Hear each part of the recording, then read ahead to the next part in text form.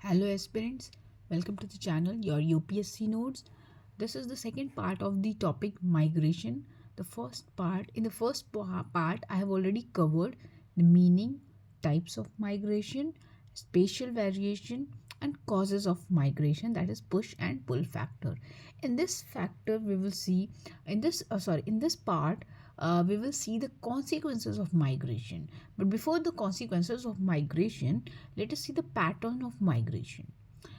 For the pattern of migration, there are two kinds of migrations happen: female migration and male migration. So what is the pattern for female migration? Here you can see the marriage is the primary cause of female migration, and work related migration is the minimal, it plays the minimal role in migration of the female.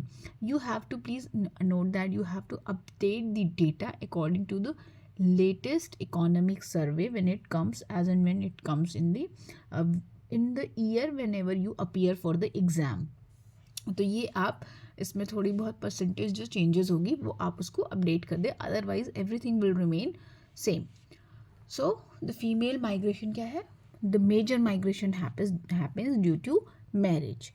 As we know, we are a patriarchal society, and the women in the marriages, the women move out of their house, the parents' house, to the groom's house. So ye migration, obviously it is the, here you can see 65% women move only due to marriage, and only 3% work related.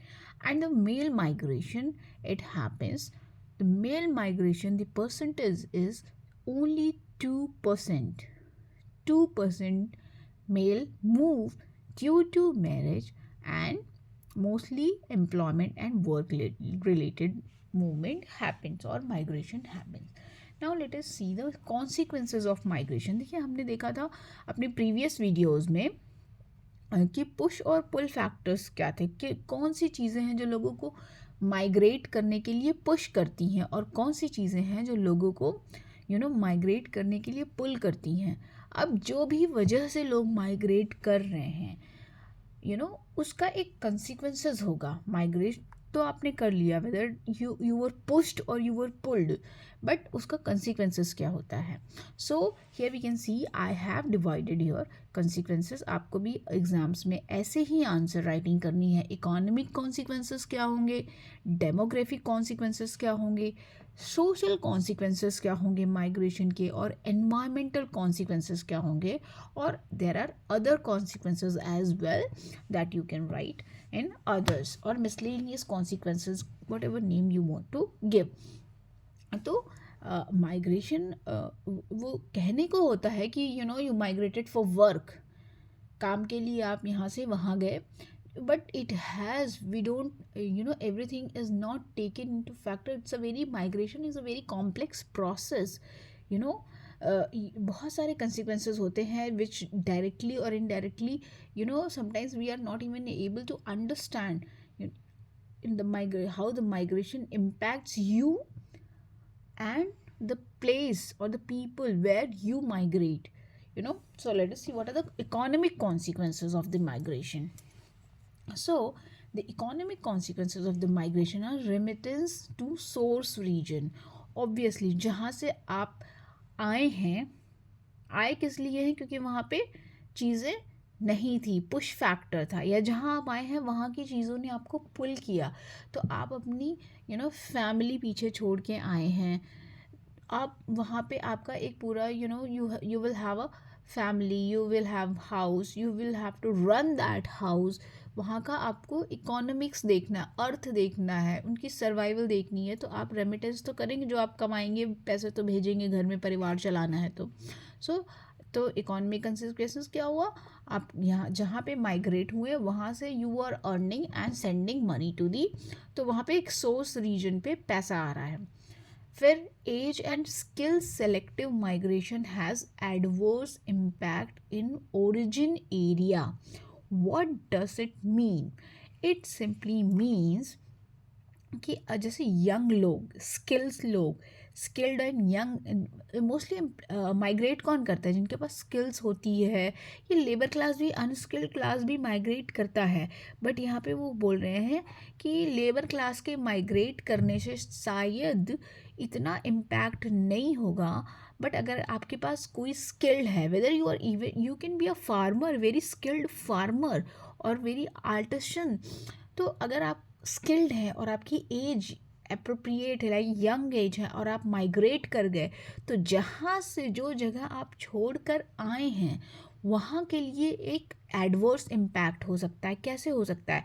अगर आप वहीं रह के अपनी skills को use करके, you will have edge edge a positive factor with you, so इसको use करके अगर आप वहीं पे काम करते तो शायद आप वहाँ पे एम्प्लॉयमेंट जनरेट कर सकते थे।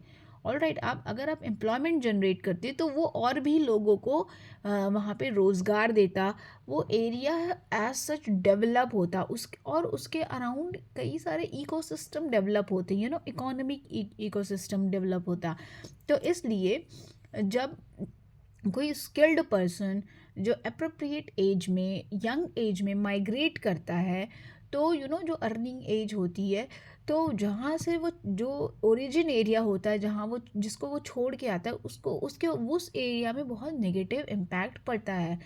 इकोनॉमिक सेंस में हम देख रहे हैं। क्यों? क्योंकि वहाँ की इकोनॉमी विल गो डाउन, वहाँ पे पैसे वो ग्रोथ एंड डेवलपमेंट नहीं होगा in terms of economic perspective. Now let us see what is the demographic factor consequences. Migration तो हो गया. So the first is the main region for population growth of cities.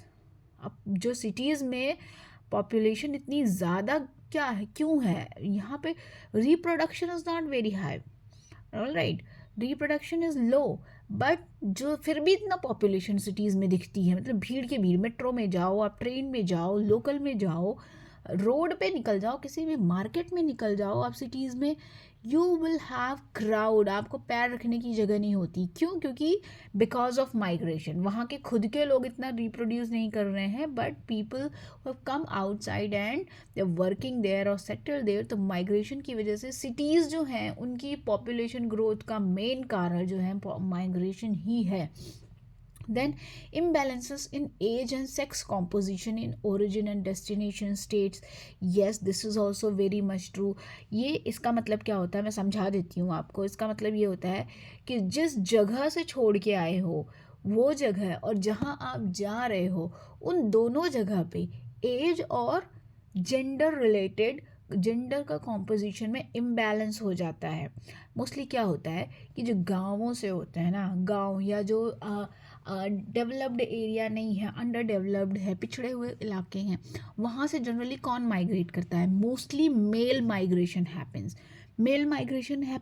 तो ऐसे rural area में या undeveloped areas में तो कौन ज़्यादा बचेगा? ऑब्वियसली फीमेल बचेंगी। तो जेंडर इम्बैलेंस हो गया ना, गांव में फीमेल्स ज़्यादा हैं, मेल कम है। और एज इम्बैलेंस कैसे हो गया? अब एडल्ट्स चले गए तो बच्चे भी रह गए, छोटे बच्चे रह गए, तो एज का भी इम्बैलेंस हो जाता है। दूसरी चीज़, आप जैसे मेट्रोज़ में जा रहे हैं, सिटीज़ में जा रहे हैं, डेवलप्ड प्लेसेस पे जा रहे हैं, तो क्या होगा वहाँ पे? अब यहाँ पे सिटीज़ में क्या होता है, हर क्लास के लोग आते हैं, labour class will also be there and skilled people will also be there, they will also migrate to cities.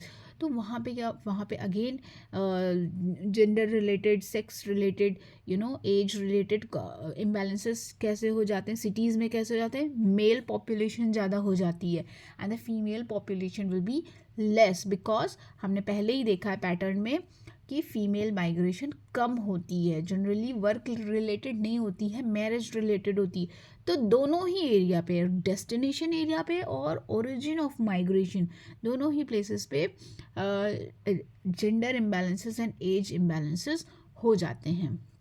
And then what are the social consequences? Social consequences is migrants are agents of social change. This we can take as a positive factor. ठीक है, positive ये point हो सकता है कि migrants जो होते हैं वो सोशल चेंज के एक एजेंट होते हैं। कि आप अगर आप माइग्रेट करके आ रहे हैं तो अपनी कुछ जो अच्छी चीज़ें हो रही होंगी, you are bringing to the new place. So और आप यहाँ से कुछ सीख के जाते हैं, आप माइग्रेट करके गए, आपने सिटीज़ में गए, वहाँ से कुछ अच्छा देखा कि you are liberty to women है, फ्रीडम है, अगर आपने उसको इम्बाइब किया and you practising that, you giving little bit freedom, respect to women, तो ये एक सोशल चेंज के आप एजेंट बने। ओके और बहुत सारी कल्चरल चेंजेस भी होती हैं जो माइग्रेंट्स यहाँ से वहाँ तक ले जाते हैं। Now new ideas of girl education, family planning etcetera get diffuse from urban to rural areas. देखते हैं ना, अगर आप सिटीज़ में जा रहे हैं तो कितना इंडिपेंडेंस है वुमेन, गाँव में कभी देखा ही नहीं।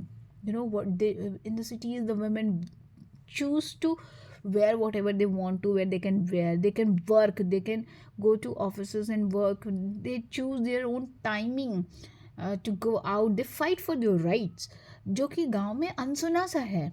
ये सारे कंसेप्ट ही अनसुने से हैं, that women fighting for their right, for wearing clothes and just for walking on the road and in the evening or night। तो अगर आप यहाँ रहते हैं you see that okay these things, ये भी होता है भाई, हमने तो कभी सोचा ही नहीं। तो ये चीज़ें अगर डिफ्यूज़ होती हैं रूरल से अर्बन एरिया में, बच्चों को पढ़ाना है, लड़कियों को भी पढ़ाना है, what happens in rural areas, very less age पे गर्ल्स की शादी की जाती है, they are treated as a burden. But if you come to city you see okay 30 years, then there is no pressure of marriage or they are not married, it's okay to be उनको पढ़ लिख के आगे बढ़ना चाहिए। तो वो सारी जो आइडियाज़ हैं वो गाँवों में डिफ्यूज़ होती हैं, तो ये एक पॉजिटिव फैक्टर होता है माइग्रेशन का। And then what are the environmental factor, pressure on existing social and physical infrastructure. अब ये प्रेशर कहाँ पड़ेगा, ये सिटीज़ में पड़ेगा। एनवायरमेंटल फैक्टर जो मोस्टली सिटीज़ में इम्पैक्ट करेगा। तो pressure on existing social and physical infrastructure काफ़ी हो जाएगा, क्योंकि इंफ्रास्ट्रक्चर तो उतना ही है, ऐसा तो है नहीं कि माइग्रेंट्स आ गए तो इंफ्रास्ट्रक्चर बढ़ जाएगा, उस पर ही जो पहले से यूज़ कर रहे थे और लोग यूज़ करेंगे, तो काफ़ी स्ट्रेन हो जाता है।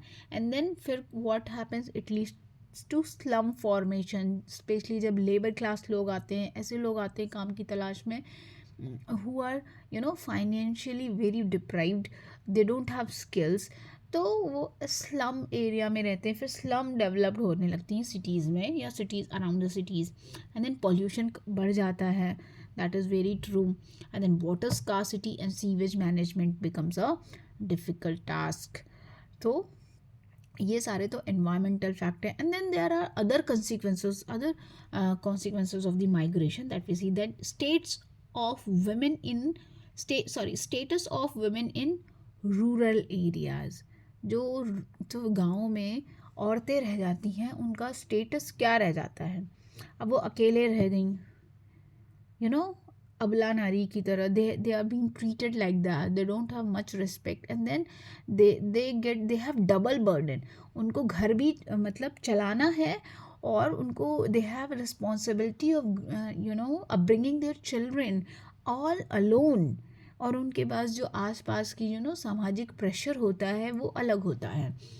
Then women's migration due to work enhances their role in economy. दूसरा क्या है, if the women is migrating not because of the marriage but because of the work, तो फिर उनका एक स्टेटस जो होता है उनका बढ़ जाता है। Women's migration due to work enhances their role in the economy, तो उनका इकोनॉमी में तो रोल बढ़ता ही है भाई, they are contributing to the GDP, they are contributing to the family earning income, and also they are being treated with respect, एक personal fulfilment भी होती है। तो these are the consequences of the migration. And now the topic migration is over. यहाँ मैंने लिखा है way forward, because ये मैंने एक पेज में ही इसका नोट बनाया था, and I have covered it. Migration के जो जो एस्पेक्ट हो सकते हैं वो सारे ही मैंने कवर कर लिए. तो एक अगर ऐसा कोई भी क्वेश्चन आ जाए तो I could have solve it. तो वे फॉरवर्ड लिख लिया है. If you want you can also, I will just read it for you. आप अपने हिसाब से लिख लीजिएगा. तो वे फॉरवर्ड में मैंने क्या लिखा है, as number of internal migrants increased to 450 million as per 2011 census, which is 45% increase over 2001 census. There is urgent need to frame a comprehensive internal migration policy, including their job security, single ration card, their settlement in urban areas. This becomes more important as we have witnessed their plight in the wake of corona pandemic. ये तो हमने देखा ही है कि कितना problem हुआ है internal corona में. तो माइग्रेंट्स की जो रियल कहते हैं ना वो तस्वीर, ऐसी भयावह तस्वीर सामने देश के सामने रखी. देश ही नहीं, दुनिया के सामने. Entire world saw what happened. बिना चप्पल के, बिना खाना पीना के, छोटे छोटे बच्चों को गोद में लेके मई जून की तपती गर्मी में एकदम आग उगलती हुई सड़कों पे ऐसे नंगे पांव चले हैं migrants. That was the status of the migrants that we saw. This is the real status. Not much has changed. बहुत कुछ बदला नहीं है अभी पिछले 2-3 सालों में कोरोना के बाद. ऐसा नहीं है कि बहुत कुछ बदल गया है. द स्टेटस ऑन पेपर थोड़े बहुत चेंजेस हुए हैं, but on ground the things have not changed much. तो उनकी कंडीशन अभी भी वही है. तो ये हमने देखा, इसलिए हमें अकॉर्डिंगली एक कॉम्प्रिहेंसिव माइग्रेशन की पॉलिसी होनी चाहिए. भाई अब कुछ भी होता है इन सर्टन सर्कमस्टांसेस, तो वहाँ के जिस स्टेट में जा रहे हैं ना, उनकी responsibility towards migration should also be there. क्योंकि इस स्टेट में रहे या उस स्टेट में रहे, किसी भी स्टेट में रहे, ultimately they are Indian citizens, they are Indian, they should be treated. एक नेशनल लेवल पे पॉलिसी होनी चाहिए जो central government can take care of migrant in certain circumstances, in such difficult circumstances. और बाकी उनकी जॉब सिक्योरिटी होनी चाहिए, उनका प्रोटेक्शन होना चाहिए, एक्सप्लॉयटेशन के अगेंस्ट पॉलिसी होनी चाहिए. और उनको कभी भी जॉब से निकाल दिया जाए. If you happen to meet some migrants, specially the labour class, you will realise कि उनकी सैलरी ही नहीं दी जाती है, उनके वेजेस नहीं दिए जाते हैं. वो काम करते हैं 2-2 3-3 महीने तक. जो मोस्टली इस तरह के जो वर्कर्स होते हैं वो ठेकेदारों के अंदर, कॉन्ट्रैक्टर्स के अंदर काम करते हैं. तो वो 2-2 3-3 4-4 5-5 महीने तक उनका पैसा ही नहीं आता है, से उनकी वेजेस ही नहीं दी जाती है. तो लुक एट देयर सिचुएशन. ये सारे बहुत स्ट्रिक्ट रूल बनने चाहिए. सिर्फ जॉब सिक्योरिटी ही नहीं, timely on time payment, wage payment, और उसका ट्रैकिंग क्या है, who is responsible. Government should watch out. These are very serious जो चीज़ें हैं जो एड्रेस करनी हैं. So this is all for today's video. I have covered the entire migration topic in the 2 videos. Please watch the previous video so that you can understand what is it all about. See you in the next video. Till then, bye bye. Love you all. Please like, share and subscribe this channel. Thank you.